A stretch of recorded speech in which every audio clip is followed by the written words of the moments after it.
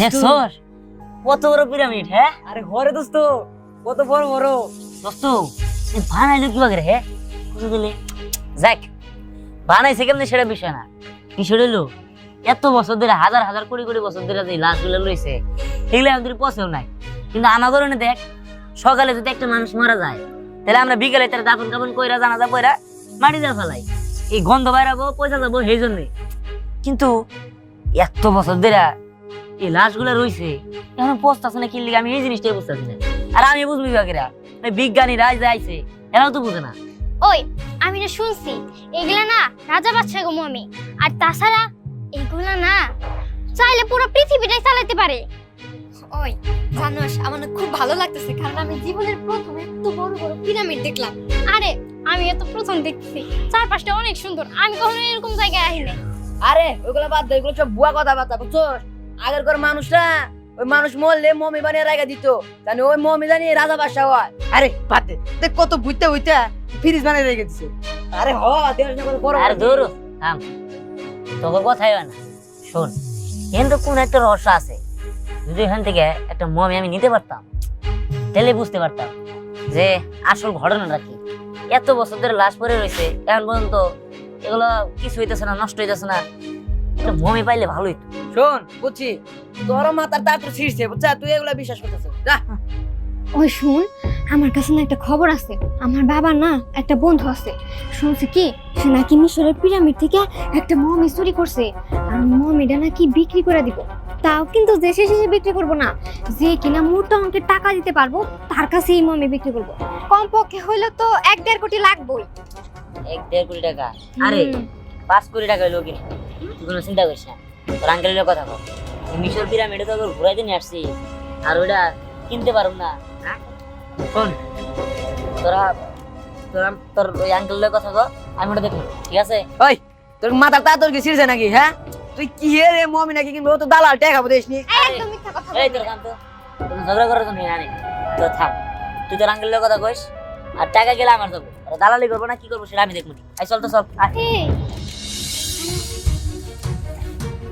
দিহান উনি সেই আমার আঙ্কেল সুরাকার বাড়ি যে কিনা মিশরের পিরামিড থেকে মমিটা চুরি করে আনছে। ও ঠিক আছে, এ নেন। এখানে একদম 5 কোটি টাকায় আছে, আপনি বুঝে জানেন।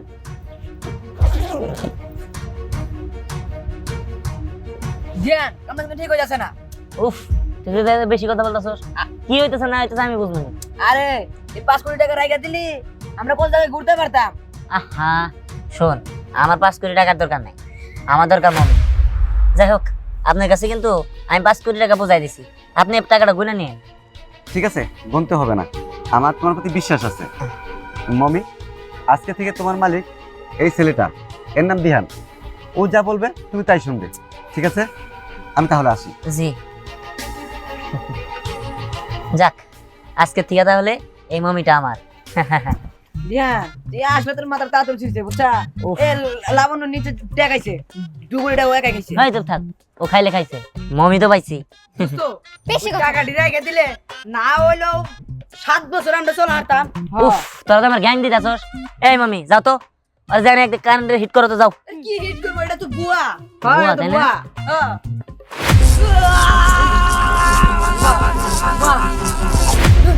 এই তো ওই সত্যি গান দিচ্ছে। তুই আমার গাছটা দেখতেছিস কে? হ্যাঁ তার মানে আমি সত্যি সত্যি মমি পেয়ে গেছি। মমি তুমি চলো আমার সাথে, আজকে থেকে তুমি আমার কাছে থাকবা, চলো। আমি তো বিশ্বাসই করতে পারিনি এটা সত্যি কথা। এই তোরা একদম বসে বলবি না, চল চল। বাহ সত্যি। আরে হ কি বাপুর হাড়ে রে। ও মা ও বাবা 20 ফুট পিছে থাকা লাগবো। আরে হ দোস্ত দন্দাঙ্গ মাইরে হালা করে। ওই চল পালাই পালাই।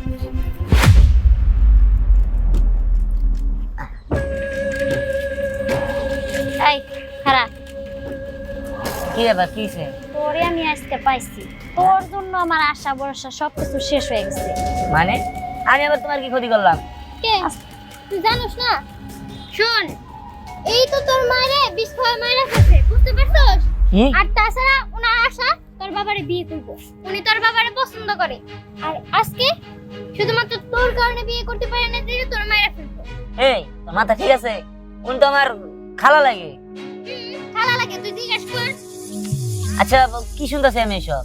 হ্যাঁ, ও যা কইছে ঠিকই কইছে। তোর জন্য শুধু আমি আমার ভালোবাসার মানুষটা ফিরে পাই নাই কে, আর আমি তোর মায়ের খুন করছি, এখন আমি তোরেও মারবো। দেখো খালা, আমি যদি এইসব আগে জানতাম তাহলে তোমার আমি আগে মাইরা ফেলাইতাম, আমি আমার মায়ের হত্যার প্রতিশোধ নিতাম। কিন্তু আজকে আমার মনটা অনেক ভালো, তাই আমি তোমার কিছু কম না। আর যদি বেশি বাড়াবাড়ি করো তাহলে কিন্তু জান নিয়ে ফিরে যেতে পারবা না। তোর কাছে কারা মাপ চাইছে? তোরে মাপ করে কারা সেইটা দেখ। আজকে তোরে আমি আরে আস্তে মামি, ওর একদম আগুন দিয়ে পুরাই দাও, ওর সাহসটা বেশি বেড়ে গেছে।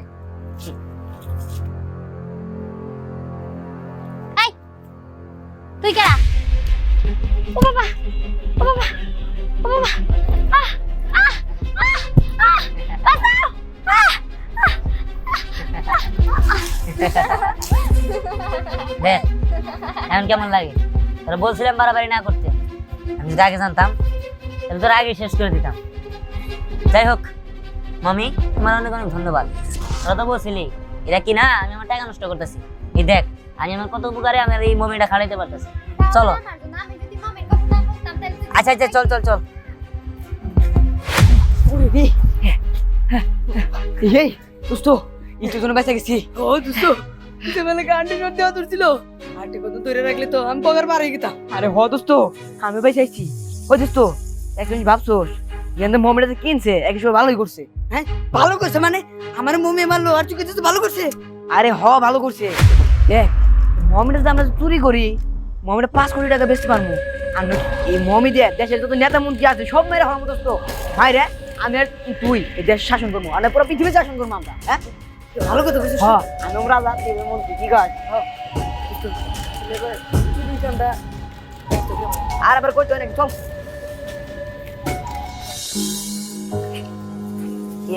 ভাই তোরা একটু মমির কাছে থাক, আমি একটু আইতাছি। হ্যাঁ আচ্ছা ঠিক আছে যা।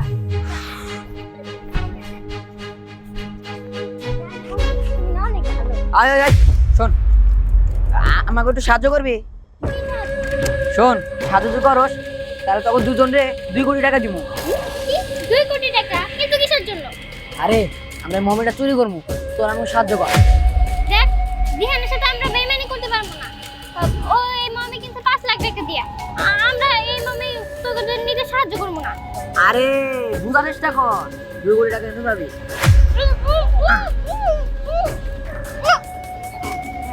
আয়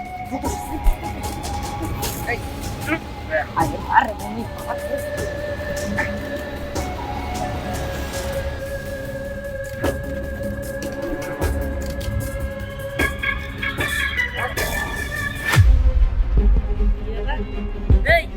লাবণ্য, এই পরি তোদের কি হয়েছে?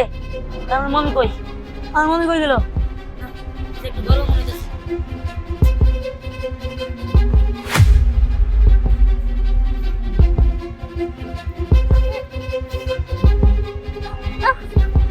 এই, কি রে? তোদের মামি মামি তার মানে ওরা নিয়ে গেছে। নিয়ে গেছে? কে নিয়ে গেছে? সোহাগ আর হুমায়ুন আসছিল আর কইছে আমরা যেন তোর মমিটা দিয়ে দেই। ওরা আমগো দুজনে বলছে যে আম করে ওরা 2 কোটি টাকা দিব যেন আমরা তোর মমিটা ওরা করে চুরি করতে সাহায্য করি। কিন্তু দিনে দেখে আমরা অজ্ঞান করে ওরা মনে হয় মমিটা নিয়ে গেছে। হ্যাঁ দিহান, পরি যা বলছে একদম ঠিক কথাই বলছে। ওরা আমাদের বলছিল যাতে মমিটা ওদের দিয়ে দেই আর তোর কিছু না জানাই। আমরা রাজি হই নাই বিদায়। ওরা যেন আমার মুখে কি ধরলো তারপরে আমার আর কিছু মনে নাই। বুঝতে পারছি, তার মানে ওরা আমার বন্ধু হয়েও শত্রুর মতো কাজ করছে, আমার মমিটার চুরি করছে। কিন্তু ওরা কোন দিকে গেছে সেটা বলতে পারবি? না, আমরা তো মনে হয় অজ্ঞান অবস্থায় ছিলাম। আচ্ছা আপাতত এদিকে চল। চল। আরে মমি কমসে কম আর মনে আরে হ দোস্ত হয় মমি তো আমরা চুরি করছি বুঝছস। এখন আমি রাজা তুমি মন্ত্রী কি কর? এই বেড়া এটা কোন ধরনের কথা কর? তুই রাজা হইলে আমি মন্ত্রী হবার দাম কে? আমি রাজা। ওই তুই গাদ্দারি করিস নাকি? তোর তো আমি আগে গেলাম আমি রাজা তুই মন্ত্রী হবি। এই বেড়া তুই কোন সময় কইলি যে তুই রাজা হবি আমি মন্ত্রী হবো? আমি শুনছি যে আমি রাজা হবো তুই মন্ত্রী হবি। তোর আমি বাগি নিম না, তুই যা না না যা। এই বেড়া এই কি এর বাগি নিবি না? এই তুই কোন ফাজলামি করতাছস? হ্যাঁ বুঝতে পারছি ঠাকুরের রাজা মন্ত্রী আমি বানাইতাছি। ওর তোরা ওর কেমন লাগে দেখ। বাঁচাও, বাঁচাও আমাকে, বাঁচাও আমাকে, উপরে দিয়ে নিচে নামাও। ও বাবা আমাকে বাঁচাও, ও বাবা বাবা ওরে রে বাঁচাও। মামি ও বাবা এই ওর না গাছ উল্টাছে। এই দোস্ত আমাকে বাঁচা রে দোস্ত, না আমার গঙ্গ বাবা। আমি কলঙ্ক আমার এই মমিটারে তোরা চুরি করছিস। দোস্ত আমাকে বলে গেছে দোস্ত ভুলে আছে আমাকে নামে দে দোস্ত। কোনো মাপ নাই মামি, তোমার অনেক অনেক ধন্যবাদ। দেখো, মামি না থাকলে আমি আর কিছু করতেই পারতাম না। এদিকে আমার মামি থাকলে আমি সবকিছু করতে পারবো। ওদেরকে কি নামিয়ে দেব? ওদেরকে না, ওদেরকে তুমি কোনোদিন নামাবা না। ওরা চোর, চোরে শিক্ষা পাইছে। ওরা থাক, চলো আমার সাথে। দেখ মজা দেখ। ও বাবা রে বাবা